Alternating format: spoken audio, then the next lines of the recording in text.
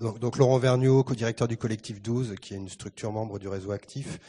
Alors oui, l'idée c'était un petit peu, puisque ce document est distribué là, peut-être un certain nombre d'entre vous l'ont déjà lu, mais pas forcément tout le monde, c'était de faire un petit peu un résumé assez bref de ce document, peut-être de mettre un petit peu de contexte autour. Alors après, je parle derrière Monsieur Vallon, donc ma langue va peut-être être moins fluide. Néanmoins, évidemment, ce document, comment dire, prend son existence et sa motivation, je dirais, au sein d'un certain nombre de réflexions qu'il a exprimées. Alors, je vais peut-être le redire à notre sauce. Voilà, j'essaye. Donc, ce document qui est donc à disposition là a été et d'abord effectivement et pas une plainte, et bien une décision du réseau actif des lieux de montrer qu'on est là, qu'on travaille et qu'on réfléchit, et que donc dans une circonstance particulière qui est l'annonce par le Conseil régional de mise en place de politiques en direction des fabriques, on a bien l'intention, et en tout cas on a la réflexion qui nous permet de participer et de répondre au présent à cette initiative de la région que nous saluons effectivement. Alors donc ce document circonstance, ce document a été élaboré collectivement au sein du réseau actif. Ça n'a pas été toujours facile, collectivement et collégialement. Il est évidemment un document empirique qui part pas de raisonnement, je dirais aussi poussé dans l'analyse que Monsieur Vallon, mais au contraire qu'on a essayé de penser à partir de nos propres réflexions, qui ont parfois 15 ans quand même, et aussi à partir de nos pratiques, à partir des expériences qu'on a menées, réelles, de l'analyse des enjeux qui fondent ce qu'on y a mis et ce que rétrospectivement on y reconnaît, donc qui fondent l'action de nos différents lieux, et éventuellement même des résultats qu'on peut observer qui sont connus ou pas connus. Donc c'est aussi un document de circonstance, mais donc un regard situé au sens où il est écrit depuis le réseau actif qui rassemble principalement des lieux qui travaillent dans le secteur des arts vivants, et qui donne notre vision à nous à l'occasion de et en réponse à cette initiative de la région, qui donne un certain nombre de nos visions, qui prétend sûrement pas épuiser tous les sujets, ni explorer toutes les dimensions des questions qui sont ouvertes, qui restent ouvertes et qui sont probablement explorées, on l'espère, dans les rencontres qui viennent, et puis dans d'autres discussions. Je dirais qu'il a constitué surtout pour nous l'effort de faire le tour des questions que nous semblait soulever cette initiative de la région, et d'essayer de proposer de façon approfondie, mais néanmoins synthétique, les réponses ou les éléments de réponse que nous on pouvait y apporter, et qui nous semblait important d'amener à l'édifice, à cette idée de co-construction justement de la politique, en direction des fabriques de culture. Il est évidemment aussi donc ce document de circonstance, c'est ce qui se passe là, nous paraît être une opportunité vraiment intéressante de relancer effectivement cette réflexion sur lieu intermédiaire, cette réflexion qui a été initiée il y a une dizaine d'années autour des nouveaux territoires de l'art, qui a été un petit peu laissée en plan institutionnellement, et il nous semble que l'occasion de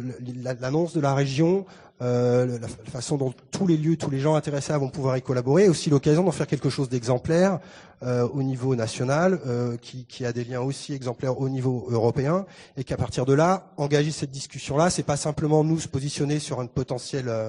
aide financière ou de soutien à la région, mais c'est bien essayer de reposer le problème. Je dirais avec une conscience qui n'est pas traitée dans le document, mais qui est très nette, c'est que d'un côté, tout ça se passe dans un contexte de difficulté des politiques culturelles aujourd'hui, politiques publiques, à trouver leur légitimité et leur objectif. On a une espèce de théâtre là à la rentrée sur l'opposition entre la culture pour tous et la culture pour chacun, et il nous semble à nous évidemment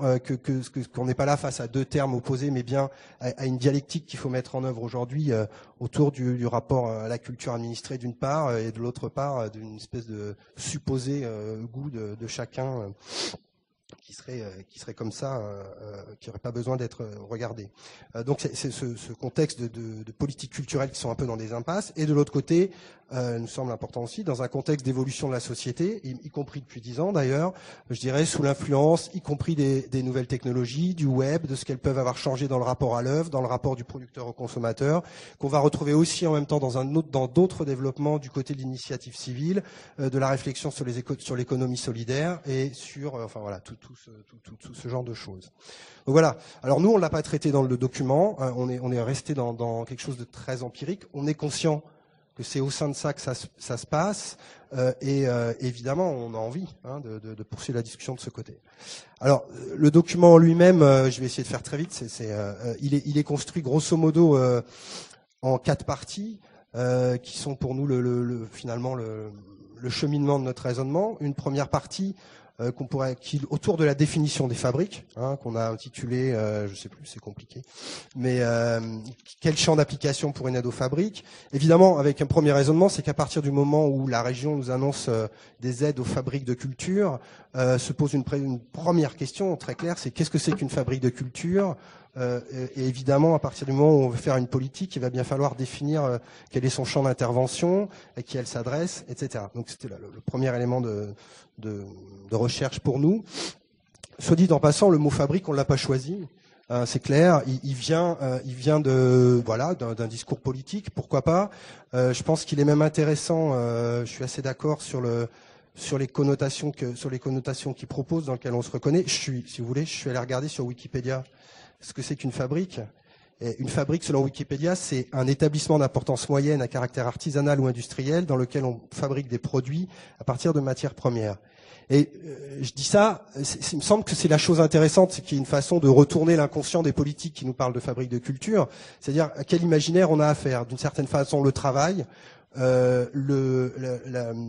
la taille humaine, l'échelle moyenne dont parle la définition là de la fabrique, la question de transformation d'une matière première en quelque chose d'autre, quelque chose qui renvoie, moi je pense, à la question du savoir-faire. D'autre part, il y a, il me semble-t-il, dans cet imaginaire de la fabrique, quelque chose qui est aussi de l'ordre, à nouveau, de la taille humaine, de l'imbrication dans le territoire, qui n'est pas un imaginaire du monument qu'on place comme ça au milieu de la ville, culturelle ou industrielle, mais bien de l'endroit qui s'adapte, qui est comme ça, dans le tissu, et qui est ouvert d'une certaine façon sur son environnement. Quelque chose qui, finalement, aussi a lieu à trait je vais paraphraser Stigler, au savoir-vivre d'une certaine façon. Et effectivement, dernièrement, la fabrique a été beaucoup utilisée dans les arts de la rue comme lieu de fabrique, c'est vrai, de construction là au sens strict, mais me semble-t-il comme base aussi d'un propos artistique qui prétendait, et qui, je pense, réussit, à changer le rapport du public, le rapport de l'art au public, le rapport qu'on peut avoir à la construction de l'œuvre, le rapport du sens même de l'œuvre dans l'espace public ou dans le rapport des artistes au public. Et donc, c'est bien là pour nous qu'il me semble quelque chose d'important à défendre aujourd'hui, c'est que effectivement, les fabriques, dans le rapport, dans ces questions d'impasse de politique culturelle, dans ces questions de changement de société,